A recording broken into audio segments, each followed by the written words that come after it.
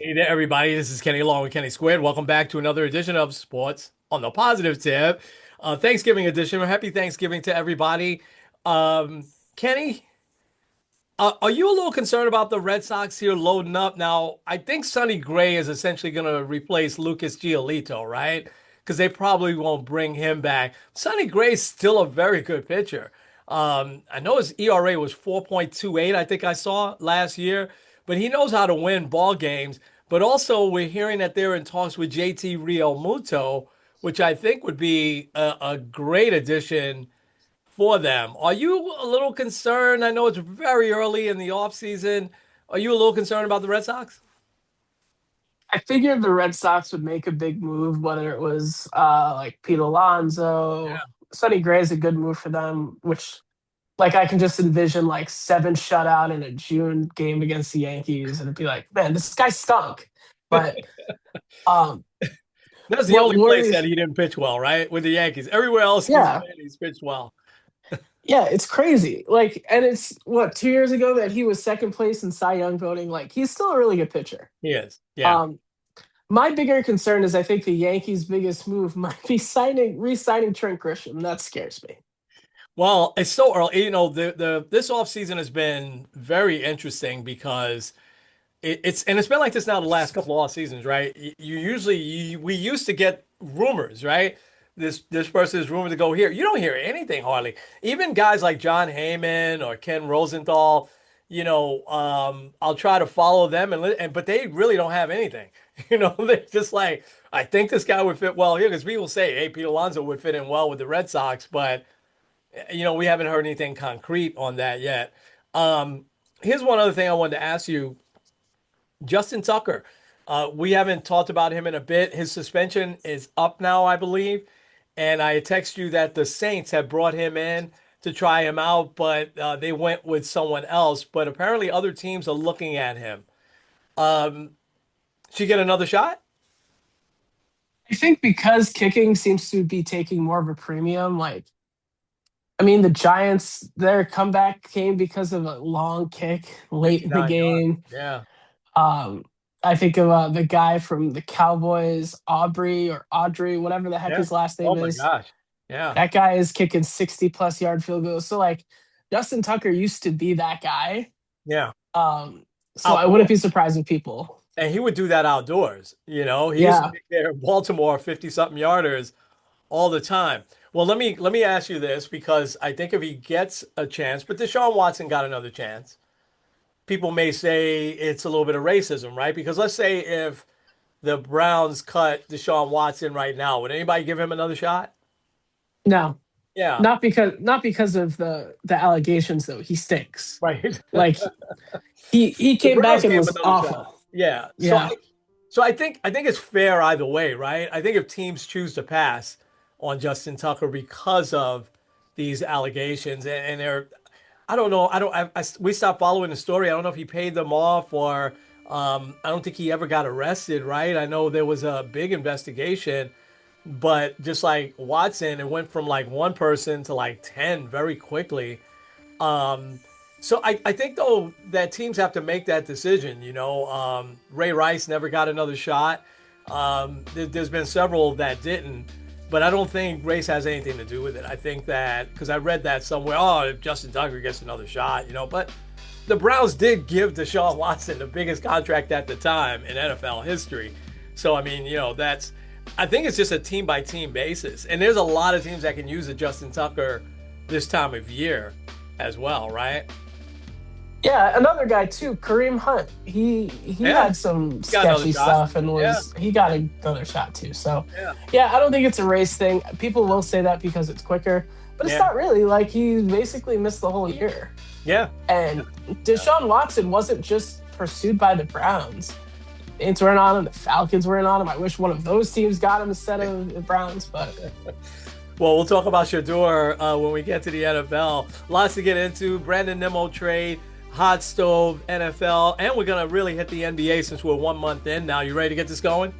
let's get into it. All right. This episode of Sports on the Positive Tip is brought to you by the Tavern Coffee House. Attention, coffee lovers. Are you craving the perfect cup of coffee to start your day?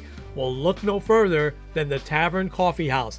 It's located at 12302 Buckeye Road in Cleveland, Ohio. You can also check them out and order your coffee at thetaverncoffee.com. Hey there, everybody. This is Kenny and Kenny squared. with the Sports on the Positive Tip podcast. Happy Thanksgiving to everyone out there. And so, Kenny, Let's start with baseball. I used to think blockbuster trade meant like there were like three or four players going to one team, three or four players going to another team. But this was the headlines were blockbuster trade, and it was just one for one. But these are two very, very good players, and so I'll give you my take since I'm the big Met fan here, but I'm gonna want to hear yours. Um, I love Brandon Nimmo. You know this. He's been with the Mets for 10 years. He plays hard. He plays every day. He's a positive, upbeat guy. And while some of his production, and I'll get into that in a second, has gone down, he's overall a really productive player. For years, he was their center fielder. The last 2 years, he moved over to left field. I mean, I've seen him make over the wall catches. He made a couple of those this year. And, I don't have those type of metrics and we don't have access to what I guess we could find that, right? Some of the defensive stuff, but I've never seen him overthrow someone. He's never had a great arm, right? But I've never seen him throw to the wrong base and stuff like that. He's a very sound player. And he's 33, right? Going to be 33. And I'll get to Marcus Semien in a second, but last year he had 25 homers, 92 RBIs, and he batted 262. He had 154 hits and he had 50 walks.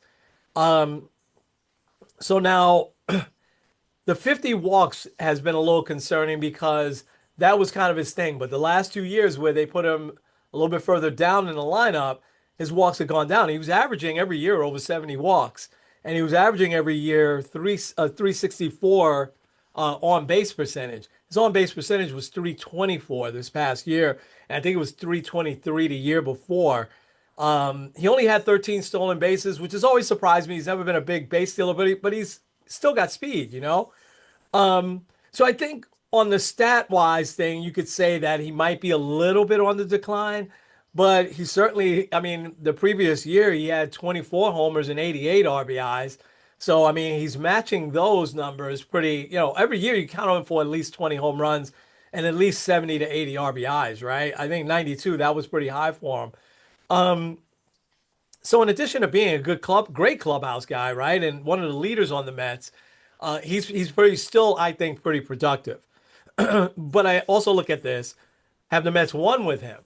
Well, they went, in his rookie year, 2016, they did go to the playoffs. They got ousted in that one game against the Giants. Of course, they were quick exit against the Padres a few years back, and then they went deep. That was their best playoff run in a long time. The previous year, right, 2024 against the Dodgers. But they haven't gotten to the World Series, and one might say that they really haven't won, with him. And I think Cohen is looking to change that up. Getting to Marcus Semien real quick. Um, Very good player. I mean, All-Star, I think 4 or 5 time All-Star, Gold Glover this past year. Certainly an excellent fielding second baseman. I think he was a shortstop before, right? With Oakland. And I think when Toronto signed him, they moved him over, or maybe it was Texas that moved him over to second base. Uh, they won a championship. They went all the way with him as their starting second baseman. That year, he had 29 homers, 100 RBIs, 276. Great year. If he does that back with the Mets, man, I'll be dancing. But he's been on the offensive decline the last few years. He's 35 years old, batted 230, 15 homers, 62 RBIs. Um, but Simeon is also a very high character guy, big clubhouse guy, a leader on any team he's been on. So I think him and Lindor will probably make a really good tandem there. Um, so I guess here's what I want to say. If I take my emotions out of it, I think the trade right now is very incomplete. There's a reason why you would trade a left fielder for a second baseman and not another outfielder. The Mets are obviously trying to get better defensively. So now who do you put out in left field? That's still to be determined. But now if you bring back Pete, which I hope and pray they do, and then we don't have to go through this every year. Hopefully, he gets his money and he gets his 4 or 5 years, whatever it is. But you've got three positions in the infield that ain't going to be platoon. You got Alonso, and maybe he'll DH sometimes. You've got Simeon, who plays every day. I mean, you look at up and down his career, he rarely gets hurt. He plays every day. I think he had one year where you could tell he was hurt most of the year. I think he played 130 games or something like that. Um, and Lindor plays every day, right? So you've got those three positions. Now, here's what I think something else has got to be. The Mets have got to make quite a few more moves. Let's take Alonso and Edwin Diaz out of it for a second. They still have a lot of work to do with their starting rotation. But also here, you got Brett Beatty, who really came on strong last year, deserves a shot to start at the major league level all year long. Probably the most talented out of this bunch is Ronnie Mauricio, who hasn't really proved it yet because he hasn't really played much yet. But he's probably the best fielding third baseman with the best arm out of that group. Um, Luis Angel Acuna, I don't know if you saw the video. He got drilled in Dominican Winter League. I think his arm is broke, so Mhm. he might be out for a while. He got hit not on purpose, but he got drilled. And then of course you have Mark Vientos, who went from 27 homers to 17 last year. Kind of had an up and down year last year. Not a great fielder. He's adequate. Um, and then right here in the mix is one Jeff McNeil. So I mean, what do you do now with those? Do you package them to get a big time pitcher like a Schoolbull or someone else? Do you go out and now sign another pitcher?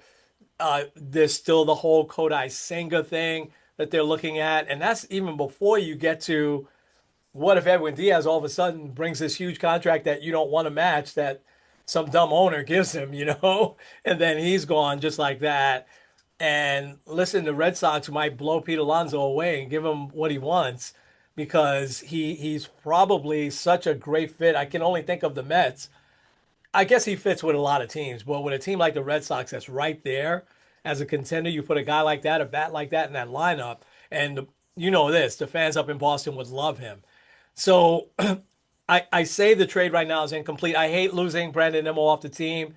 Our Met history is that we don't have guys, our best players finish their careers with the Mets, us outside of David Wright. Some people say Jose Reyes, but remember Jose Reyes, left, went to Miami or Florida, yeah, Miami, and bounced around a little bit before the Mets brought him back, got in trouble and everything like that. But any of the great players in Met history, whether it's Tom Seaver or Mike Piazza, Keith Hernandez, Gary Carter, none of them finished, their career with the Mets, except, like I said, for David Wright. He's been that example. And so I would have loved that scene Nimmo stay. I mean, 10 years is a good run, but so anyway, I think the trade is incomplete, taking the emotion out of it right now for me. Um, I do like the addition of Simeon. I think that he'll have a resurgence with his bat, I think. And now, that's a solid, really, really excellent middle infield. But I think it's so incomplete right now. I think we can't because it had to be for a reason. They cleared out, something so that they can do some other things. That's got to be what I'm thinking. Obviously, they're going to do more. They can't just have made this trade, but I think this is a signal for some other stuff. Anyway, I rambled on for a little bit. What say you? What did you think? I mean, you're real familiar with Nimmo and Simeon. What do you think this whole thing was about? How would you rate the trade? Yeah, it's definitely kind of an odd trade, really for both sides, honestly. Because you don't like I feel like the Rangers don't necessarily have the guy to replace Simeon right away. Nimmo also, like you mentioned, a lot of the the emotional connection. He is the long or was the longest tenured Met Yeah, heading into this season. yeah, So um, I did look up while you're talking there some metrics. Nimmo 2.9 WAR, which is it's pretty good. Basically, like is average in everything: fielding, hitting, base running. Simeon is average hitter in 2025, a plus defender. I think it's 81st percentile or something like yeah, that, yeah. and also a very good base runner. So I do think that he'll fit in well with the Mets. But kind of like I said with the Yankees, like it can't be the only move that they make because you got to because even going after, let's say, it's not a good example because I think his career might be over, but like an Alex Verdugo type in the outfield is not going to help. No. Like it would be you kind of are going to be like, okay, what else are we? How else is this going to work if either Kyle Tucker or Cody Bellinger isn't in your outfield? Um, or they make another trade for somebody. Yeah. I can definitely see them packaging like whether it's an Acuna, Beatty, one of those guys, as well as a couple starters for Scooble. I think that's a very doable trade. Yeah. But also you're gonna have to sign him because you don't want to give up all that assets and then Right. not Right. extend them. Yeah. Um, but I think either way, I think it's a good start because I Yeah. do think Simeon's a really good player and I think he has great potential. But really, also, I don't think it's the offense that was the biggest issue. I know at times like Lindor, Alonso, and Soto all went into slumps at the same time, but hey, Right. that's baseball. Right. You still don't have that guy like right now on the roster who would start. Like, is it Noah McLean that would start a game one of a playoff series? Like, I mean, that's that's where you need. And don't get yeah. me wrong, he's great, but Yeah. you need like that bona fide ace. And also, if you don't have Edwin Diaz, you got to get a guy like a Devin Williams or somebody to start Yeah. up the end of the bullpen. Yeah. Yeah. You summed it up well. I guess it's really determined what to see. And I hate to all these guys that I named, aside from Jeff McNeil, who we know what we're gonna get, right? Um, all these other guys, it's still a lot of potential there. And I would hate for them to go and be a star somewhere else, you know. But sometimes they say the Mets overrate their prospects, but these guys have some good. I would say Vientos and Beatty have a. I think we know who they are now, right? With the couple of years they have under their belt, Acuna and Mauricio, I don't think we do just yet. You know, it looked like Acuna was going to get a lot more playing time. Then he got sent down. Mauricio, I mean, they brought him up. He was hitting, you know, these long. I think he had the longest, one of the longest Met home run of the year he had. It was in Colorado, so you maybe take it with a grain of salt. Um, yeah, I mean, he flashed potential. But I think if you're going to get a proven player, but then I start to think, you know, I know Uncle Stevie has a lot of money, right? But at some point, right, let's just say you want to get Kyle Tucker, that's going to cost you and years. And then let's say you do go out and get Scooble, that's going to cost you too, not just players. Like you said, you got to be like he's Johan Santana, right? Remember they got him on the last year of his contract, but they gave up a lot to get him at the time, and they signed him, and you know, and a lot of that contract actually got kind of wasted. You know, his first 4 years or so with the Mets was great, and he got the no hitter, but the last 3 years he was hurt. You know, so all right, well. I don't think we have anything else in baseball, right? Anything from the Yankees? They've been quiet, except Steinbrenner uh, very publicly says that we're not making any money. And so did that make you nervous that he won't spend anything this offseason? Absolutely, yes. Um, that tells me he's not going to go over the Cohen tax, which makes it very, very hard to sign Cody Bellinger as well. Um, he also might be kind of saying that as a signal to CBA negotiations too. Is like, hey, it's hard to make money when like we're paying this much money for, in luxury tax and all. But I also say cry. Your franchise is worth $8 billion. Yeah. Like, if you're not profitable, you know the best way to be profitable? Make it all the way to the World Series, where Yeah. you get an Yeah. extra few $1 million in shares and ticket Yeah. sales and everything like that. Yeah. And you Yeah. know how you could do that? Build a roster that will win. Yeah. Like, Yeah. it's not just dumb luck that you got there. Like, you gotta make the moves that are necessary. Yeah. But I don't think they're going to. I think I I obviously we have Trent Grisham. They're going to need a couple guys in the back of that bullpen, especially since they like non-tendered all of their bullpen depth essentially. Yeah.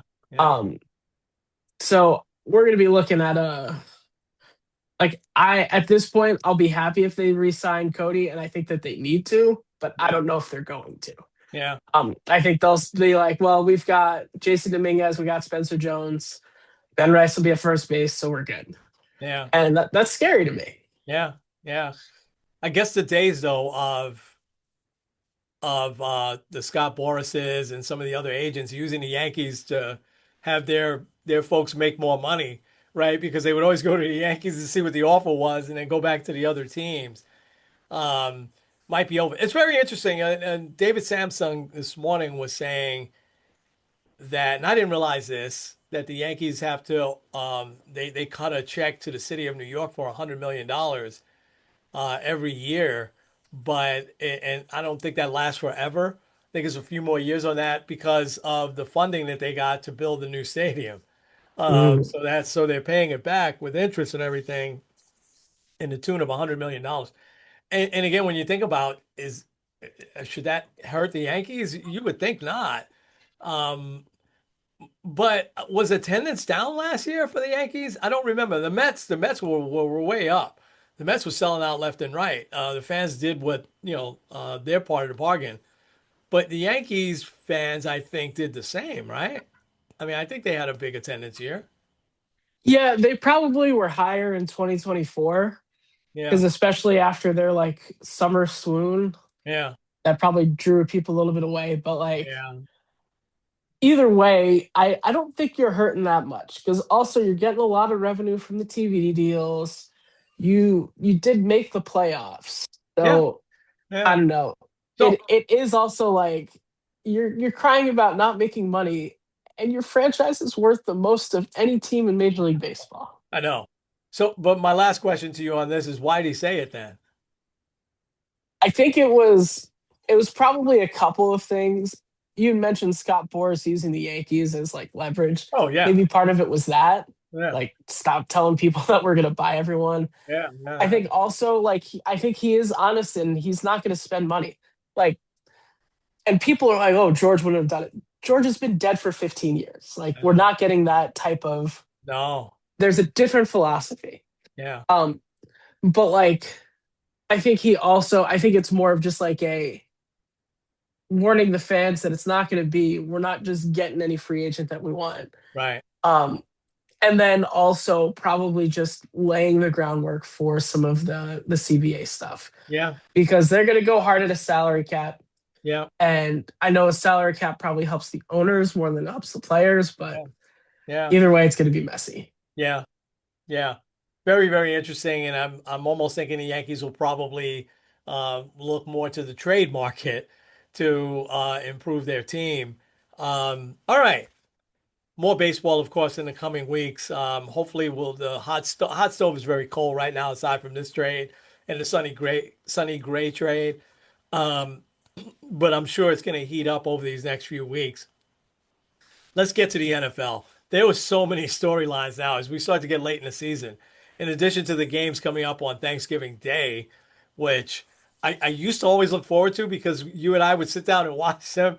Not anymore. It's just too much. It's too busy. I mean, it's on in the background, but we're not, that's around dinner time, especially the big 4:30 or so game.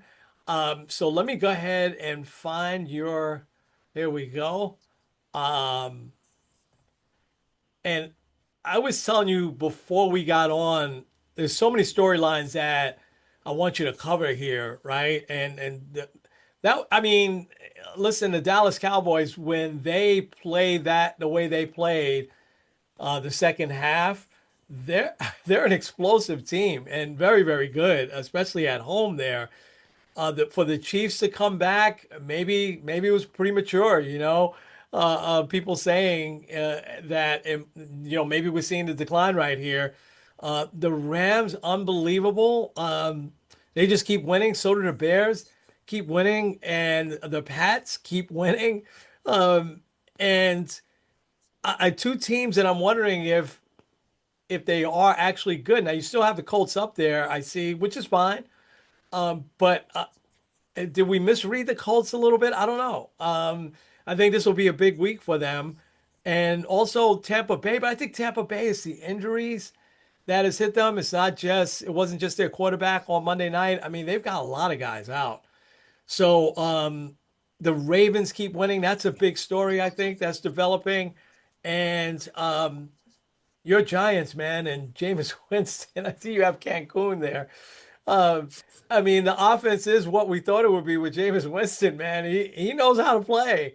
But oh my gosh. All right. So I will keep quiet and let you get at it. Those are the stories I think that are the biggest right now in the NFL. But in addition, I didn't mention Shadua Sanders. So touch on that and how are I don't think he played great. I think he played good, but he got the win. So, and I don't care if it was the Raiders or not. He got the win, which is a confidence boost, right? And he's starting again, yes, this week? Yeah, he is confirmed. He's confirmed as a And starter. there's more to that too, which will be interesting. Okay, yep, go ahead. Take it away. I'll keep quiet. Bottom tier, I figured because officially the Giants were eliminated with their loss on Sunday. Um, so I figured I'd make a Cancun tier for anyone that gets eliminated. There are 6 teams that could be eliminated this week if they lose and other things happen. Yeah. So this might be the only one that the Giants are alone. I'll say a few things. First, I did watch more of that game because it was actually on here because of Detroit. Thank you, Right. Lions. Yeah. Um, but there, this is. I'll start with the positive here. Jameis Winston is so much fun to watch. Whether you're looking at his hype speeches before the game, Yeah. his press conferences afterwards, Yeah. him catching a receiving touchdown, and everyone getting all excited and happy. Like there's A great play. Yeah. he is awesome, and I think that we need to see more of Jameis. He's an all out Not player. even Yeah. like I saw I've seen this kind of in different versions, but a guy said that the NFL should just sign Jameis to a an NFL contract where he can be the backup to anyone. So that way he's just always in. And I agree with that. Yeah. But the Giants now, they have blown 5 10-point leads. They are 0-5 when leading by 10 in the fourth quarter. That's that's insane. I mean, I just can't wrap my head around that. It's like, okay, so they're 2-10. If they win 3 of those, we're talking about a 5-7 team that could be sneaky interesting heading into December. But instead, they haven't had their bye week and they got eliminated. Um, so it's been an awful year, The but the calls at um, the end of the game too, though. I mean the defense, and they let the defensive coordinator go, right? I guess yeah, that's fair. I think you text me that, and I said, I guess that's fair, but how do you not? And I know I don't want to kill your head coach, your new head coach right now, because it's only a second game, but I don't know how you go for fourth down there. You got and you and I both weren't second guessing this. We said this before. We're like, what are you doing? Make them score. We know a touchdown and extra point, the Lions win. Make them march all the way down the field to get a touchdown, not march halfway down the field and let this guy kick, what was it, a 59 yarder, 58 yarder, something like that. And because you're indoors, of course he's going to kick a long field goal. There's no wind or anything like that. I just, I was pulling my hair. I was like, no, why you go? But even the Giant players were like, Jameis was like still looking at the sideline. He's like, really, we're going for this? Talk about that, kid. yeah, it was when I saw that, I was like, why are they doing this? Let's just Oh, like you just kick the field goal. I've seen this if not even just with the Giants, but a few times. The Browns also did something similar. It didn't hurt them in the end, but it was like what are you doing? The yeah. Browns also made a weird one. Have you ever seen this?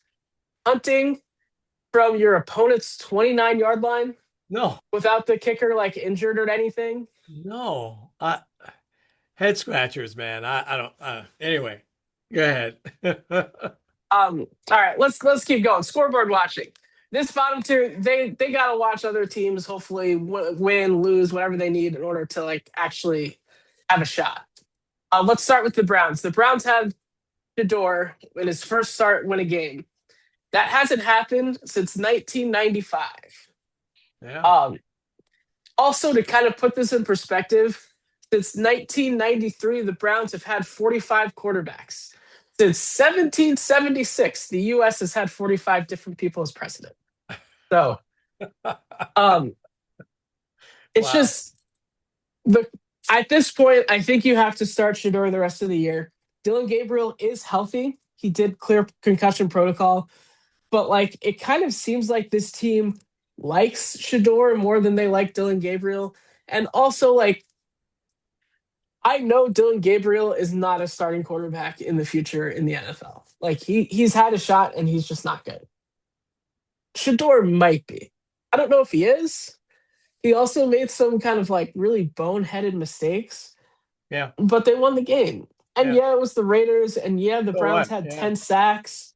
Yeah. But it's impressive. Yeah. Um, real speaking of sacks, something to really look out for. The only thing to look out for with the Browns aside from Shador is Miles Garrett, who is now, I believe, 8 sacks away from breaking the single season record in sacks. I think he'll probably get it. Who holds Um, that? Strahan? yeah, Strahan? Strahan still. Okay. So we'll He'll see get it. what happens, but Yeah. I'd be surprised if they didn't do it. Yeah. Um, Another team to kind of shout out in this tier is the Titans. Right now, they're the only team still with 1 win. Um, the assumption is they get the number one overall pick. I mean, unless they win or whatever. Um, I think their big question is, what do you do? Like Cam Ward might be the answer. Do you draft a quarterback? Do you trade down and get a bevy of picks for it? I don't know. Another team they could trade for would be the Jets. The Jets have plenty of first round Yeah. picks over the next couple of years. So Yeah. Yeah. it'll Yeah. be interesting. Yeah. The other team to kind of look out for in this one is the Cincinnati Bengals, who they have 8 losses. So it's at this point, it's hard to get in. But Joe Burrow's back. And Yeah. that'll be a very interesting storyline looking at tomorrow. Is he playing this Sunday? Yeah, he's their Thursday night game, them and the Ravens. Oh, playing. Okay, so he's playing Thursday. Okay. Yeah. Yeah. Um, I don't see them getting in, but they're going to be fun to watch. yeah.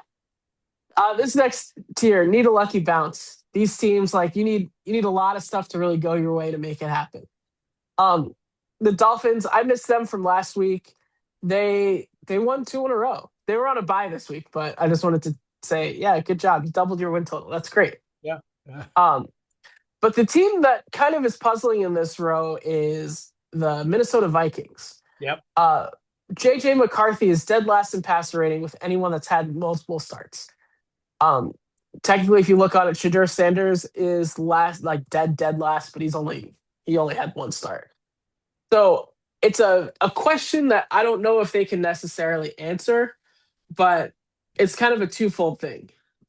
Uh, is JJ McCarthy the answer long term? And also, do you have hardcore buyer's remorse in letting Sam Darnold walk? Because you could have franchised him. Definitely. He's right now, Sam Darnold is fifth in passer rating. Yeah. Yeah. And here you are really struggling. So I don't Yeah. know.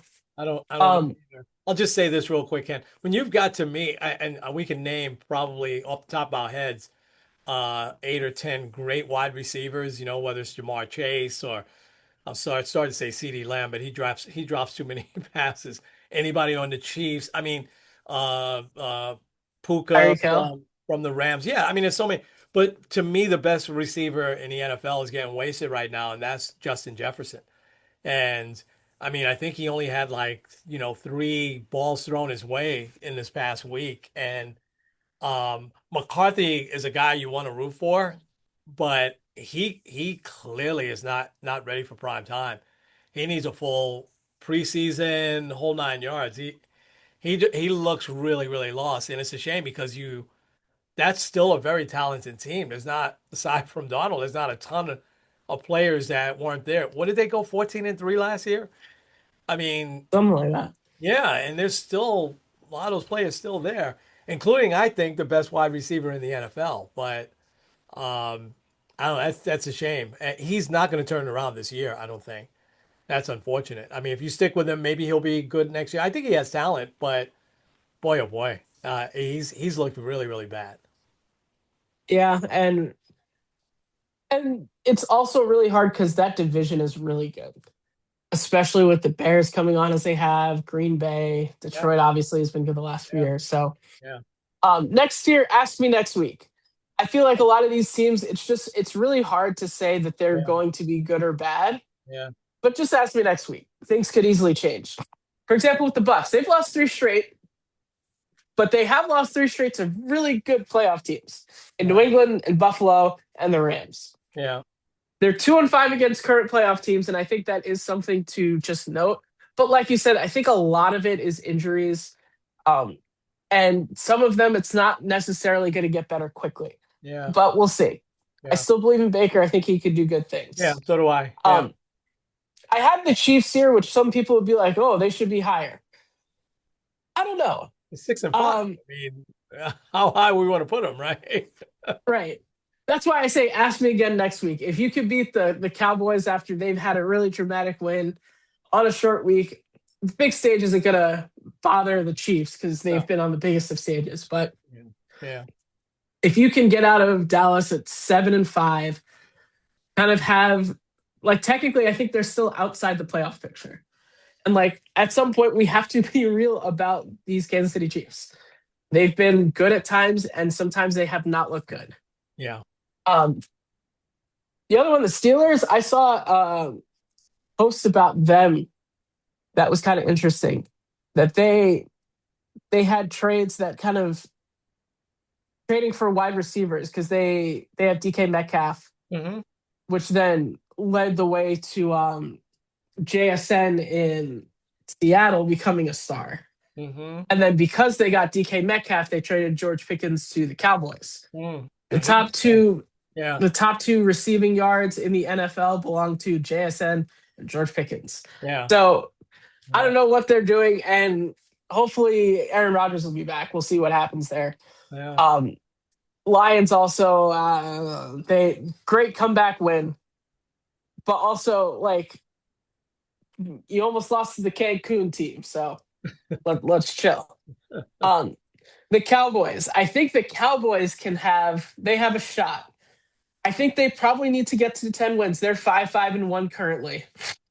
I think they need to get to 10 wins. The Niners right now are the 7th seed at 8-4, Yeah. and they'll probably get at least two more wins. They're playing their remaining schedule: Cleveland, Tennessee, Indianapolis, Oh, Chicago, Seattle.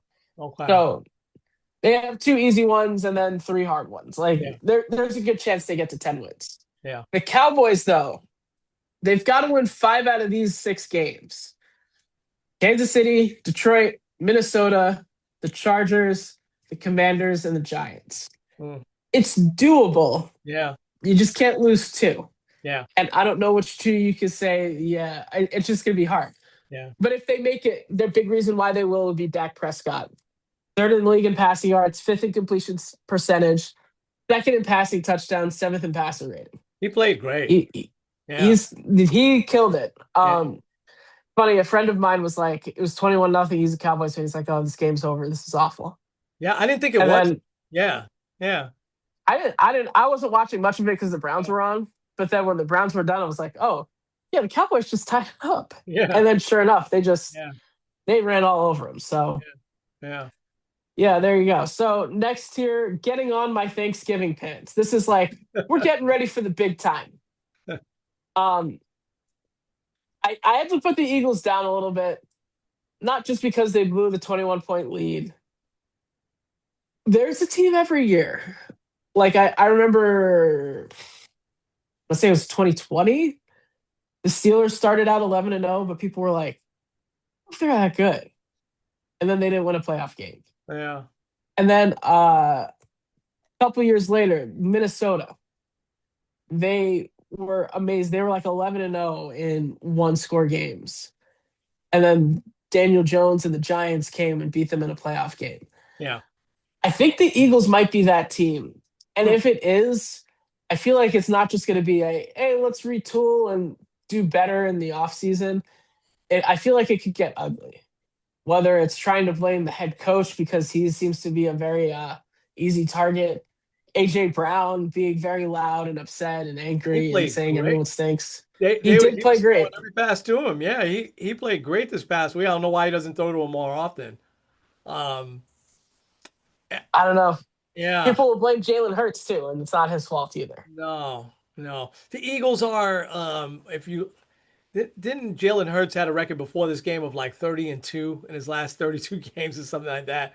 It's I guess that's including playoff games too, but I I don't know what it is about the Eagles that rubs the Philadelphia fans the wrong way, or about Sirianni that rubs the fans the wrong way. Maybe they just don't play as exciting football. Um, but I think the Eagles could. I don't. Let me ask you this: would you be surprised if the Eagles were back in the Super Bowl this year?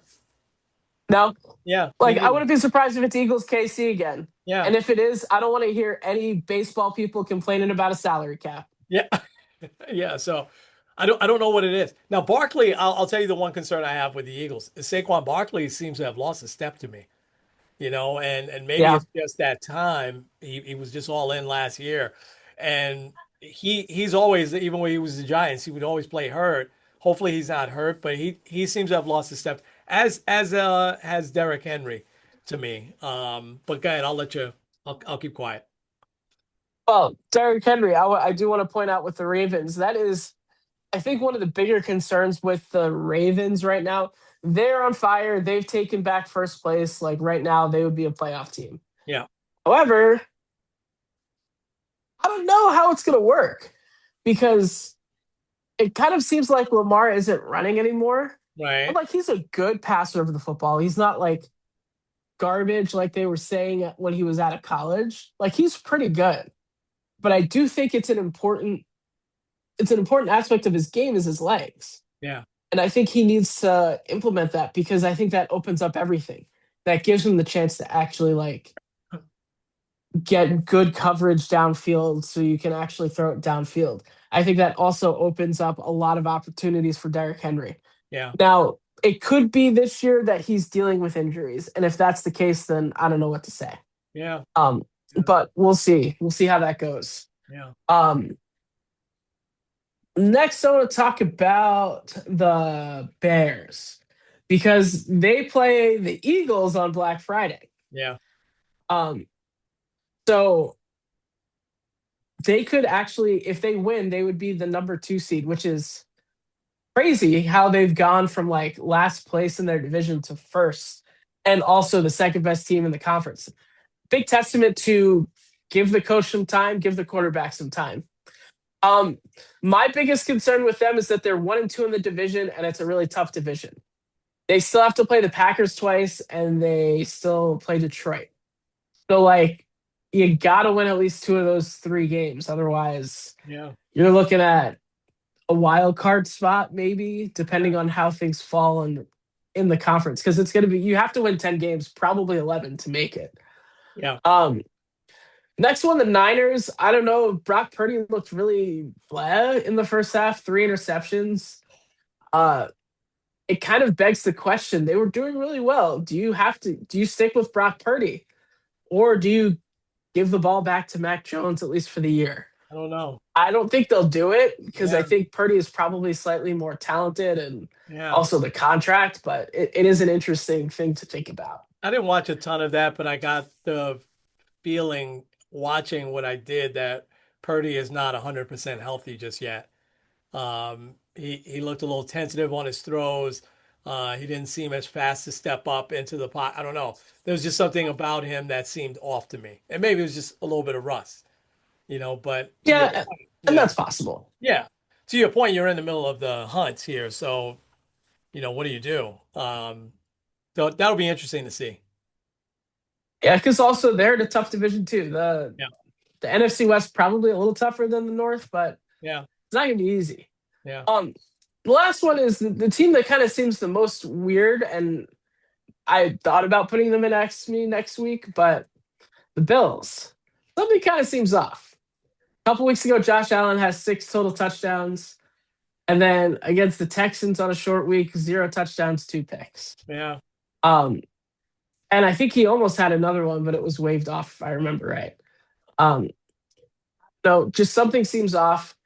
And I mean, we're still at like the who is the best team, or I guess who is the team you're most afraid of in the AFC? Is it the Broncos with Bo Nix? Do you trust him to win 3 games? Is it the Patriots? I don't know. Hmm. I think if the Chiefs do make the playoffs, it's probably them because it's the Chiefs. Um, but still, it's the AFC is weird this year. Yeah, it's a great question. I don't know.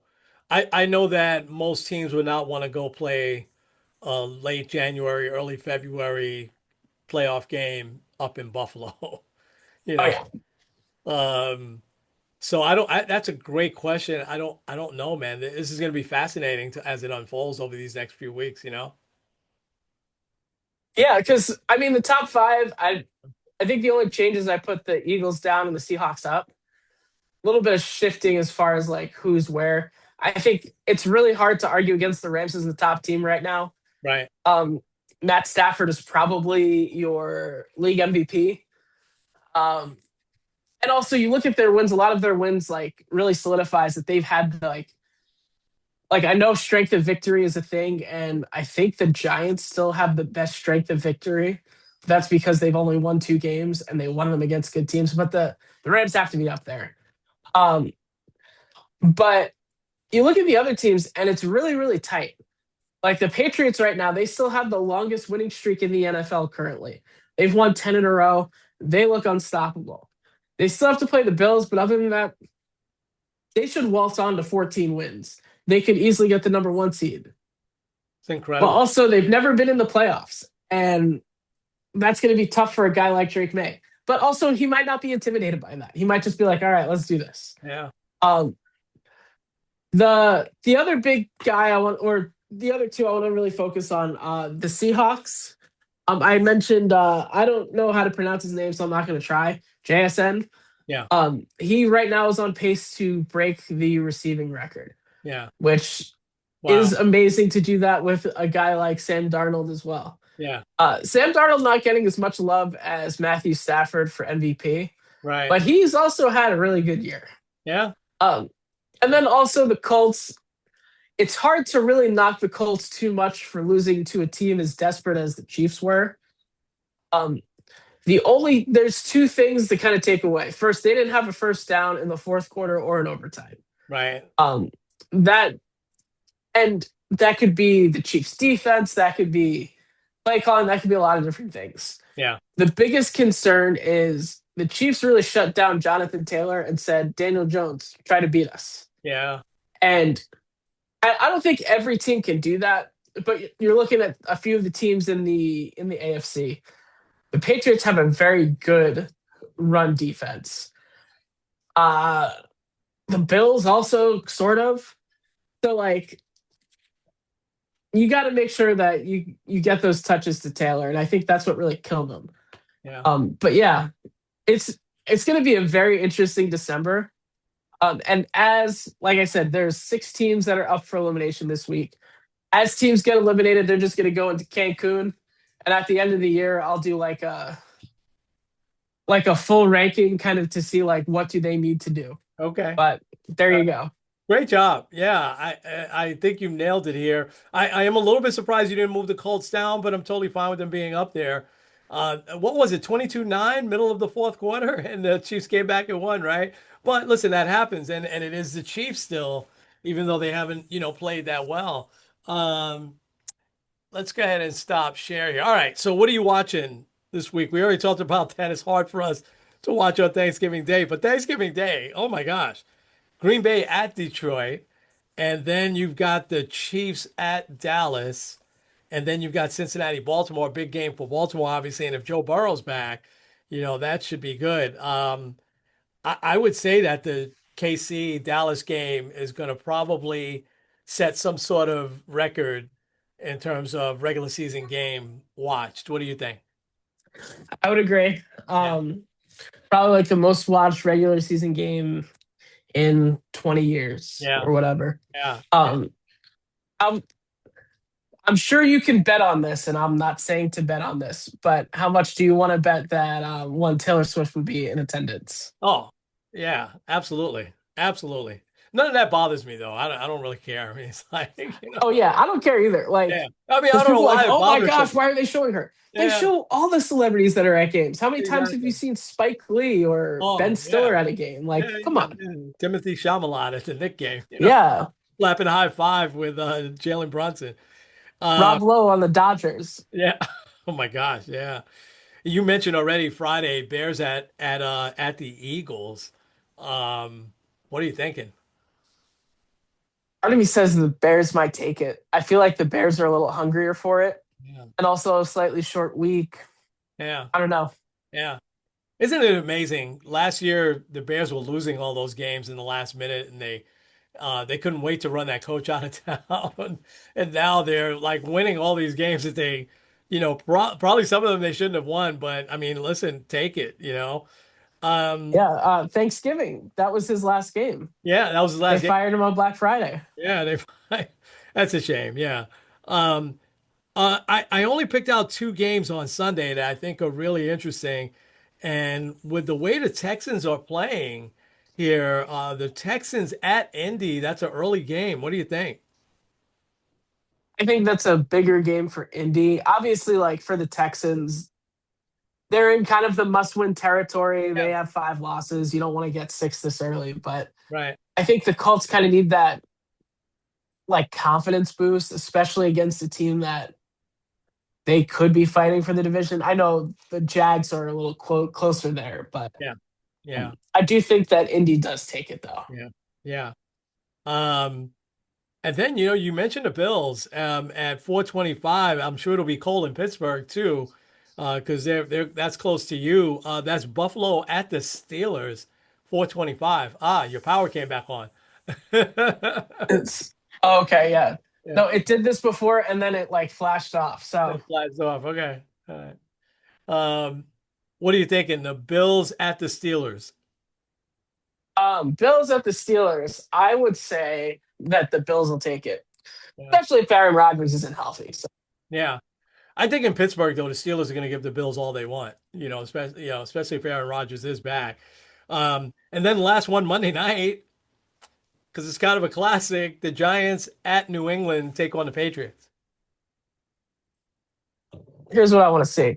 I want to see Jackson Dart back Right? and pull off a comeback against Drake May. So that as the Patriot fans are hoping and clamoring for Dynasty 2.0, they can be reminded that there's this team from New York that still has their number. All It right. probably won't happen. However, they would be able to snap a 10-game winning streak. I don't know this for sure.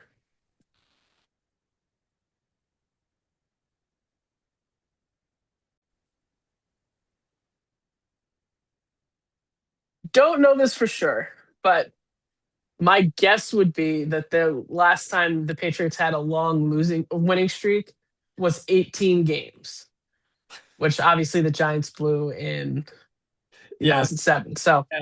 we'll That should we'll be see. that should be fun, actually. I'm going to try to watch that Giants at the Patriots Monday night. That wraps up the NFL. I mean, we're really at that time where it's gonna every game's a big game now, in the NFL. All right, so the NBA 1 month in here, Ken. Um, what are you thinking? What's your overall assessment? What are some teams that stand out for you? What are some teams you're a little bit surprised at? Of course, we could talk Knicks. The Knicks are 10-6. Yeah, they're okay. They'll be all right, I think. What's surprising you so far in the NBA? I think the best surprise and like if this wasn't I should be more excited than I am. I don't want to be because like they might be in the next path of getting to an NBA Finals, and that's the Detroit Pistons. Oh, man, oh The man. Pistons have already won more games this year than they did when they went 14-7, no, 60 something, whatever. When they had an awful record and they lost a billion games in a It's row. only two They've already years. beaten that. That was That's only 2 years ago. only 2 years ago. Um, they're 15-2, and I mean, they were rounding into shape, and they were dangerous. Gave the Knicks all they wanted. A 7 game series, right? Was it 7 games it went last year? With them and the Pistons, 6, I think. it went six. Okay. But it was a tough 6 game series. And, they didn't make a ton of moves in the offseason, but that team is rounded into shape, and Cade Cunningham is definitely an all-star, without a doubt. How about OKC, 17-1? Yeah, people keep asking what's the next dynasty, and like every year we're like, oh, we thought maybe it was Denver or we thought maybe it was Boston. It's definitely going to be OKC at this point. Yeah. Yeah. Wow. They've looked absolutely dominant, and then also they have a pick that's probably going to be a lottery pick. Clippers. So Yeah. Yeah. yeah, they're going to be unstoppable. Yeah. It'll. I think one of the interesting storylines too is going to be is this like what do the Lakers do? Because that's I mean, we're very Lakers centric in the NBA. Um, but I think more importantly, like what's LeBron's role and is this his last year? I think after the dumb decision part two, he can't have this long retirement party. He's just gonna have to like he'll have to announce it like Tom Brady because Tom Brady did that too. He's like, Yeah. "Oh, I'm retiring," and then comes back, Yeah. and Yeah. then he then just posted a video like, "I can't really do that again." So Yeah. Good. sorry. Good. Good. Let's stay in the West for a second. Three teams are 13-4. And that would be the Denver Nugget. And you and I talked about that in our preview that we thought Denver, even though, they traded away Michael Porter Jr., that without the drama that we didn't know that was going on, right? Most people didn't. But without the drama of, their GM and coach feuding, that they could just concentrate on basketball. They're off to a great start. The Rockets are also 13-4, and the Lakers are 13-4. What are you thinking out of those three teams? Yeah, I think the Lakers. It's very sustainable. I'll tell you this: if Luca can give you an excellent year, I feel like the writers are dying to give him MVP. Yeah. Oh, So yeah, yeah, no doubt. I think that'll be very interesting. Leading the league The in Rockets, scoring. Yeah, yeah, the Rockets, you definitely called from day one. The second they got Kevin Durant, I think they've taken that next step. Um, Denver also something I think that we didn't really account for, and it stinks to say this, but it kind of seems like every single time Russell Westbrook has he been is he that bad for a locker room? I, I don't know. I'm kind of glad that you were like fighting it, man. I said, hey, they should bring in Westbrook, let him 10, 12 minutes a night. And you were like, no, no, we don't want him on the Knicks. Oh, man. And it's a shame we talk about that as from a guy who's going to stroll into the Hall of Fame, right? Um, I hate two surprise teams. First of all, the two bad teams, I think, who would think that getting all the way to the NBA Finals. But they missed the two guys. They missed Miles Turner. They didn't replace him, and they missed Halliburton. The Pacers are 2-15. And then you mentioned the Clippers. They're 5-13. They got smoked by the Lakers last night. Any hope for both those teams? For the Pistons, no. I mean, for the Pacers, yeah, Yeah, the Pacers, no. yeah, Um, this is like this is the perfect tank scenario for them yeah, because Halliburton's hurt. They remember in during the NBA Finals they made a trade, which like you never see that happen. But they traded back for their pick for this upcoming draft. yeah. Oh, And yeah, yeah, I don't know. yeah, They could that could be also a lottery pick. yeah, And then you're getting back Halliburton next yeah, year. So yeah. Um, I have two surprise teams that I'm surprised at their records. Toronto's 13-5. And they were a terrible team last year. And they've got players that we still root for, right? With RJ and quickly, but Scotty Barnes is playing the best basketball of his career and he's healthy. But the Phoenix Suns, just goes to show in basketball. We talked about the Nuggets. The Suns are 11-7, and I think that's probably going to be about right for them. I think they'll probably be a 500 team, 4 or 5 games over 500. I don't think that'll be good enough to make the playoffs in the West, but um, all the drama gone, and I don't know that it was Kevin Durant. It was probably a little bit more Bradley Beal and some of the other stuff that was going on there. Maybe it was Durant a little bit, but them being 11-7 this early shows me, and it's almost after 20 games, right? That's 18 games. Um, it shows me a quick turn because I thought the Suns were bound for the lottery this year. They still might be. It's early, even though it's a month in. But what do you think about the Suns and Toronto? Yeah, the Toronto I think kind of surprises me more because like kind of like what you said, it doesn't seem like they really did a lot. No. But I Yeah. think they did. I think it's like, yeah, we're moving forward. And yeah, maybe kind of similar to aside from when he went to Golden State, and I guess also OKC, but also Kevin Durant sometimes it kind of seems like he like leaves a crater after himself. And The like, Nets. Yeah. Yeah. but also maybe like Devin Booker feels more like, okay, this is my team now. I Yeah. don't have Kevin Durant. So Yeah. Yeah. I think so. I think so. Anything else on the NBA? I don't think so. Yeah. How'd you like the I new think TV coverage? Have you caught anything on NBC or on Prime? I've caught some NBC stuff. I think that I like the NBC broadcast. I haven't caught any Prime stuff yet though. Yeah. Um, I need to do that. Yeah. Um, Last night was but yeah, already. Yeah. Oh, I'm sorry. Go ahead. I think one of the biggest things also we didn't really talk a lot of Knicks. I'll just kind of say this. Oh, yeah. Yeah. Yeah. Um, they're not the healthiest right now, and I'm Yeah. fine with that. I need them all to be healthy by like late March, early April. Yeah. Yeah. So I think they're coming together. Listen, if they're the number three seed in the conference, I'm fine. Don't go any further down than that. There's a long way to go. I agree with you. There's been spurts though where they played flawless, basketball, and it's been fun and a little different, with them. What I was gonna say real quick is that it was a Peacock doubleheader last night, and it was one of those where the second game started at 11 o'clock. Lakers and Clippers were the second game.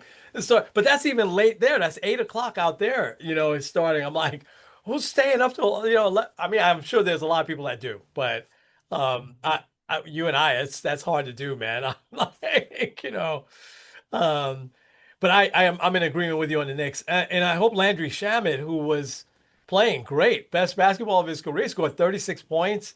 I think that was a game against the Heat, and boy, oh boy, that shoulder that he opted not to get surgery on looks like it was sprained again. So we'll see what happens. Hopefully they'll get healthy quick. All right, so you got time? We got time for some inspiration, yes?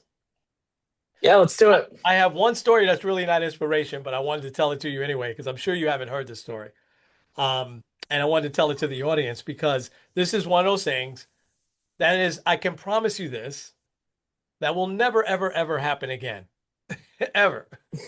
1957, August 17th, 1957. Richie Ashburn, Hall of Fame player for the Philadelphia Phillies. And Richie Ashburn, it was pretty tragic. I remember this very well. 1997, because it was in New York. He was a broadcaster after that for years with the Phillies. 70 years old. He wasn't crazy old, but he was going to retire at the end of that year, and he had a heart attack in his hotel room. And when the broadcast started, and nobody knew where he was at, it was very sad. And then during the broadcast, the Philly announcers said that they found him and that he had passed away in his hotel room. But Richie Ashburn hits a foul ball, and the foul ball, it's before netting is up, crashes right into the face of this lady named Alice Roth, breaks her nose, gives her a concussion. She's down for the count. The game stops as they tend to her. Right? They get the ambulance and everything. They get her on a stretcher and they're taking her out. The game resumes. She's in the tunnel going out, not quite in the tunnel yet. The very next pitch, Richie Ashburn hits a foul ball and it hits her again. When she's on the stretcher, it hits her in her knee. It didn't hit her in her face, thank God, but it hits her in her knee as she's on a stretcher in the tunnel. What are the odds? That will never happen again, But what happened after was Ashburn and Alice Roth was her name. They became really good friends. She had brought her young son to the game. He had signed a bunch of stuff. He visited her in the hospital, and they were friends for years and years and years after that. But that is just one of those things that will absolutely, it's not inspiration, but I mean, she survived, thank God, but the friendship was nice. I guess you call that inspiration, but it's just one of those stories when I read it, I was like, oh, you got to be kidding me. That really happened?